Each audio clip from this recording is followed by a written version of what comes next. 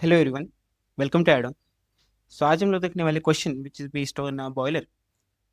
हमें given data ऐसा है कि we have feed water temperature as 40 degree Celsius, boiler pressure as 15 degree, sorry 15 bar, dryness fraction हमें दिया गया 0.85, consumption of like coal and consumption of feed water is given. We have calorific value of coal and तक we need to calculate की operation factor and the equivalent operation क्या होगा। So first let us सी कि हमारा operation factor क्या होता है।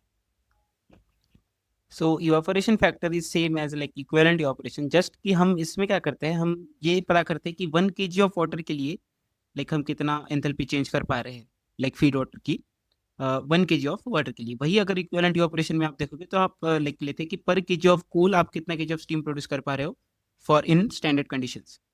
सो यही आपका एक लाइक फर्क आ जाता है कि जो इक्विवेलेंट इवापोरेशन, जैसे कि आप यहाँ पे देख रहे हो, kg of steam in kg of coal में है।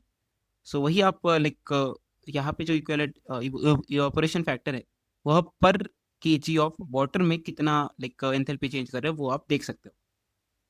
जैसे कि लाइक आप समझ सकते हो इसको ऐसे इस तरह से कि हमने फीड वाटर सप्लाई किया है 3500 केजी पर आर। सो इक्विवेलेंट इवापोरेशन में हम क्या करेंगे कि 3500 डिवाइडेड बाय 450 करेंगे, जिससे हमें आएगा कि what is the ME which is steam like या steam generation per unit like coal consumption.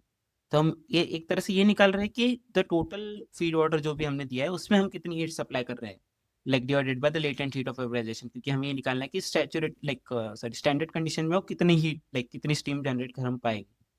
वही हम ये ऑपरेशन फैक्टर में क्या कर रहे हैं, we are calculating for only 1 kg of like feed water. So that is the only difference. सो आप इजीली से कैलकुलेट कर सकते हो अगर आपने एच फीड कैलकुलेट कर लिया एंड एच कैलकुलेट कर लिया, क्योंकि हमें पता है कि द फॉर्मूला फॉर ये operation like equivalent operation is nothing but M E into H minus H feed water divided by 2257, अगर आपका किलो जूल पर केजी में यूनिट्स है तो। हमें निकालने के लिए अगेन आप देखेंगे कि 3500 आपका वाटर सप्लाइड है divided by 450, so that will come out something like 7.77। सो ये आ गया 7.77 into H minus H feed. So H feed निकालने की हमने पहले भी ट्रिक बता चुके हैं कि अगर आपका स्टीम टेबल में बस like at the temperature of 40 degree and 15 bar steam table में नहीं गिवन है, तो आप सीधा कर सकते हैं कि सी पी इंटू टी करके, कि C P is nothing but 4.2 into T is nothing but 40।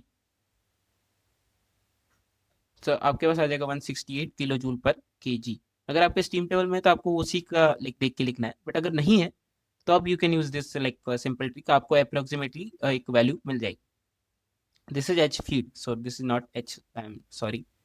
So yeah this is H feed and to calculate h we can just take the Reynolds fraction is 0.85, so we have hf plus 0.85 into hfg, जिसकी दोनों values आपको आएगी steam table से।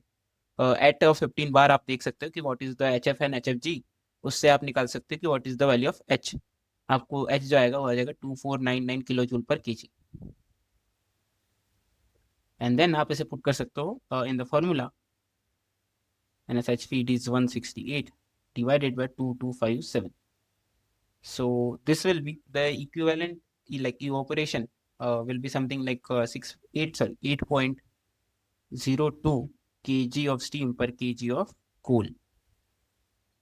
वही अगर आपको ये देखना है कि what is the evaporation factor, जैसे कि हमने पहले भी देखा कि ये 1 kg के लिए है, जैसे यहाँ पे एम का फैक्टर यहाँ पे नहीं होगा, so it will be H minus H feed for 1 like kg of feed water divided by 2257। so we have enthalpy supplied is 2499 minus 168 divided by 2257 is equal to, so 2499 minus 168 divided by 2257 is equal to 1.03 as the evaporation factor. So yeah, this is how you can solve this question. Thank you.